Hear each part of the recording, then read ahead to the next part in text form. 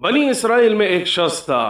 कि जिसने 200 साल तक अपने रब की नाफरमानी की। 200 साल के बाद जिस वक्त उसका इंतकाल हुआ तो कौम ने उसको उठाकर कूड़ा करकट में डाल दिया कि हम इसका जनाजा नहीं पढ़ेंगे, हम इसको गुस्ल नहीं देंगे, हम इसकी कब्र नहीं बनाएंगे, हम इसकी तदफीन नहीं करेंगे।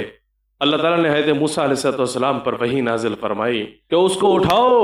उसकी मैयत को उठाओ, गुस्ल दो और उसका जनाजा पढ़कर उसकी तदफीन करो। हज़रत मूसा ने पूछा, या इलाहल आलमीन, उसने तो आपकी 200 साल तक नाफरमानी की है, आखिर वो कौन सा अमल है कि जिसकी वजह से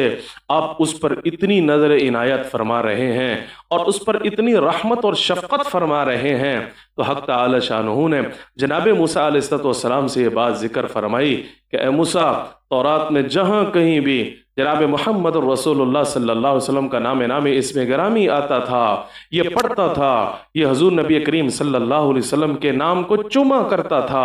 अपनी आंखों से लगाया करता था, मुझे उसका ये अमल इतना पसंद आया कि मैंने उसके 200 साल की नाफरमानी को माफ कर दिया और उसे जन्नत का टिकट अता फरमा दिया।